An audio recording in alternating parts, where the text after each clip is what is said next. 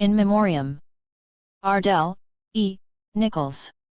Volume 2, Number 2. Winter 1989. By Sandra A. Remis. The day Ardell E. Nichols died, Edgewater lost a beloved friend, neighbor, and community activist. Ardell, a founder and board member of the Edgewater Historical Society, passed away quietly at Swedish Covenant Hospital on October 18, 1989, after suffering a fatal stroke. I won't bother to note her age, Ardell never did. She was too busy living every moment of every day to even think of counting years. Mrs. Nichols, a Rogers Park resident, formerly lived in the Lakewood Balmoral neighborhood of Edgewater for 33 years. She is survived by her husband Charles, Bud, daughter Bobby, and son G.J. Mrs. Nichols owned and operated Andersonville Realty and Insurance for 15 years. Her many affiliations, besides EHS, included Edgewater Business and Professional Women, of which she was president, the Andersonville Chamber of Commerce, the Edgewater Community Council, the Edgewater Development Corp., Unity Lutheran Church, the North Shore Harmonizers and the Sweet Adelines. She recently acted as chairwoman of the Andersonville Royal Ball and conducted a lively auction at the event on October 14, a few short days before her death. For years she served as chief organizer for the Miss Andersonville contest. At the October 14 ball, she had the pleasure of crowning this year's Andersonville Queen, Christina Travis. When her two children were attending school, Mrs. Nichols served as president/member of the Pierce Elementary and Senn High School PTAs. She was also a den mother for the Unity Lutheran Church Cub Scout Pack. A lovely memorial service for Mrs. Nichols was conducted by Pastor Lon Bechtel at Unity Lutheran Church, at 5409 North Magnolia, on Saturday, October 28, 1989. The North Shore Harmonizers sang two beautifully moving compositions, When I Grow Too Old to Dream and My Friend, which brought tears to the eyes of more than one, at the well-attended service.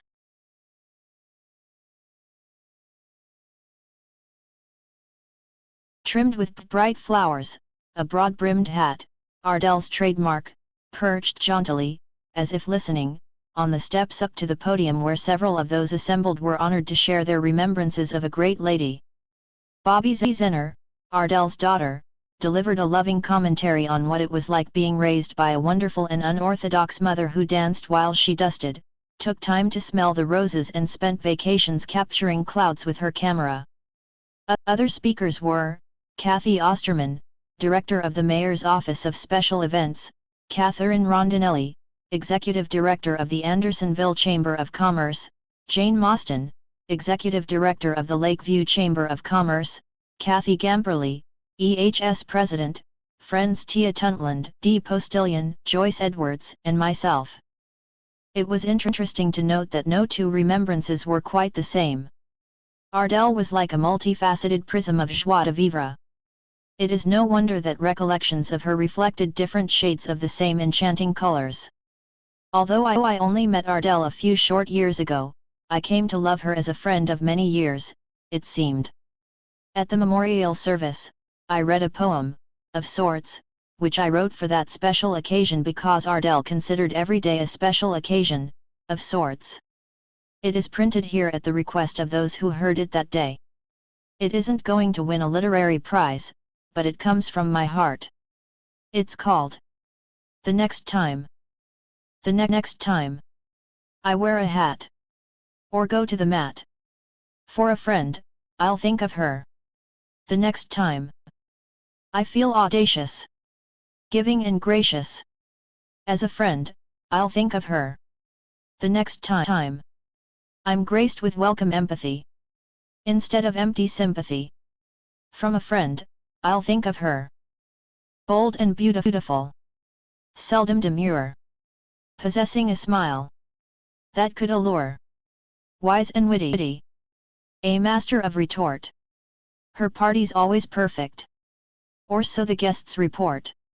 Our golden girl and fashion gal, a mighty mouth at auctions, who was strictly femme fatale, quite ambitious and imaginative, a lady through and through. Outgoing yet contemplative. A member of Who's Who. A person to look up to. The tallest in the room. Never short on spirit. The bane of gloom and doom. A penny for your thoughts, you'd say? A nickel she'd return. Short-changing one on pretense. Wasn't part of her sojourn. Life's a joy, a royal ball. We come to know and cherish. Life's a joy, she'd said it all. We come to know or perish. You only go round once in life. She always used to say. And lived life to its fullest. I'm glad she passed my way. Next time.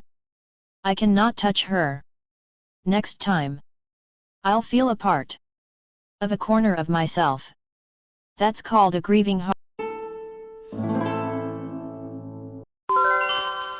Thank you. I'm Tom Dwyer, and this has been a Red Raven Productions.